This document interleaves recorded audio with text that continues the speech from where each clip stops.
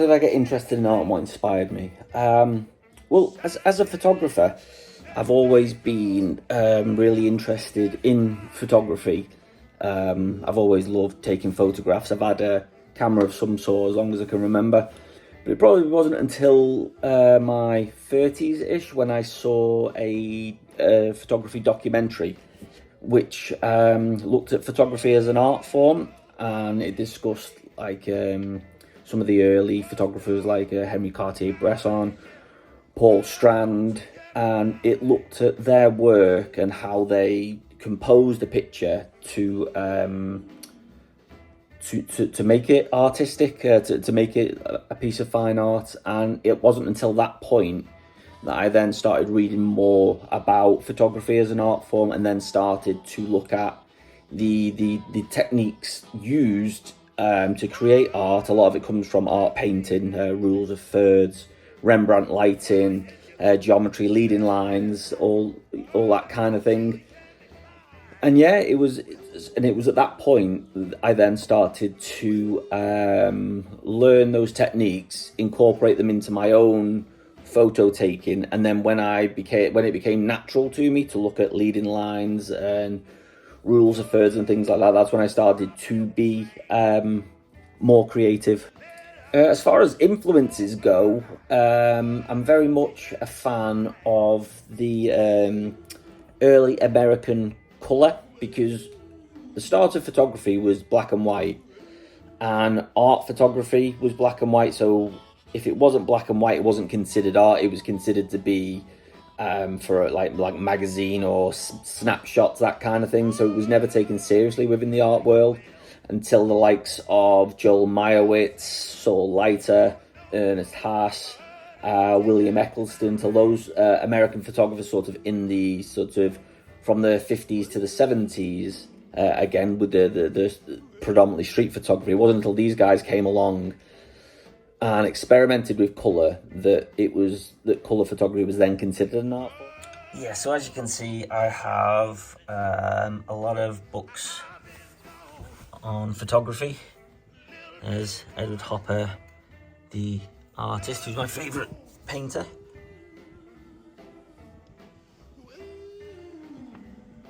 Yeah, all the things I like to read. They're all monographs. Some more of the books that I read. Quarterly magazine for photographers. My creative process, that's quite a tough one. I have a morning ritual where I get up at 4:45 every morning while the rest of my family's still in bed, make myself a fresh cup of coffee, and then I read for half an hour, 45 minutes. The books that I read are always photography books, and they tend to be academic photography books. But the reason I read academic photography books is because I'm learning, at the minute, I'm going through the process of learning about how to look at a photograph better, from a critic's perspective, like an art critic's perspective. What are they looking at in a photo? What are they looking at in or any artwork? What are they looking at? How do they see it and how do they interpret it? So that's kind of where I'm at in my creative process, is to sort of learn how to look at a photo, and then when I become more educated in looking at photographs and how to sort of visually pick things apart within the composition, I can then add that into my own work. Otherwise, anytime I go out, I pretty much take my camera everywhere with me. Henri Cartier-Bresson, probably the godfather of photography, coined the saying, the decisive moment, which what he meant by that was you've got to be ready for something that might happen in a split second, and you've got to be ready with your camera, take the picture and capture that moment. So as far as what I try to do creatively, it's definitely inspired by Henri Cartier-Bresson, and just taking my camera out with me, and if something catches my eye, just try to take the picture quickly, and then once I get it home and get it onto the computer, to try then to frame it how I would see it, or how I would like it to be seen by other people. I've never taken a class as such in photography to learn photography. I've always read books. When I first got into professional cameras, I watched a lot of YouTube vlogs. I watched a lot of online lectures from universities about photography.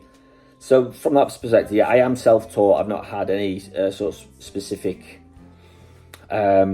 education other than how I've educated myself. As far as a favourite piece of artwork goes, it has to be this. I know it's not photography, but it's very much in the style of street photography, and a lot of photographers find Edward Hopper, the gentleman who created this piece of art, a lot of photographers very much find him an inspiration for their photography, with the way that he composes the image, the way that the image tells a story, the way the lighting used, and I love it because of the era. I love that sort of 1950s kind of vibe. When you look at the clothing, the uniform, the cafe. Yeah, that's very much this particular picture in particular. Nighthawks is definitely my favourite piece of artwork so far. So sharing artwork, that was a really daunting task for me, because I do consider myself to be a creative individual. I do look at some of the photos that I take. I look at the way that I compose them, look at the way that I balance the colours and balance the each individual aspect into the frame, and how I like to tell a bit of a story and allow viewers to take the time to sort of to interpret their own story.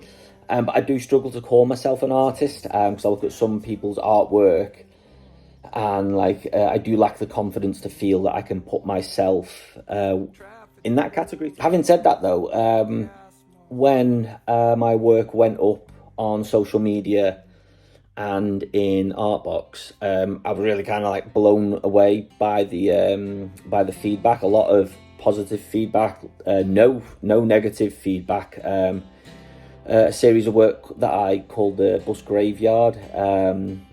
Long story short, near where my mum and dad lived is an old yard full of old buses, but all independent old business buses. So they're all there. They're all sort of rotting away, rusted, windows broken.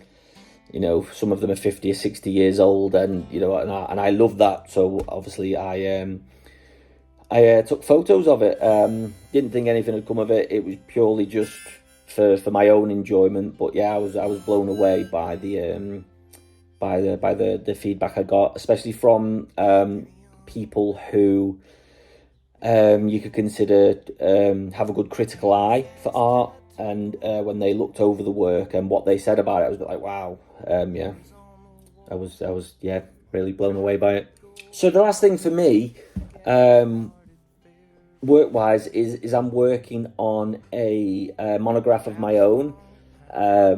It's called Expressive Me, and what it is it's a collection of my photographs from over the years, my favourites, and just bundled together in no specific order. But the thinking behind the book is I practice a lot of meditation and mindfulness, and so what I'm doing with this book is encouraging readers to the book starts talking about mindfulness, how to be mindful, breathing techniques, and then how to incorporate those breathing techniques and mindfulness into looking at a photograph. So the idea of the book, if and when I get it finished, will be to sort of, as a tool for mindfulness, to sort of allow people to escape their everyday life. No before, no after, just enjoying the photographs and being very much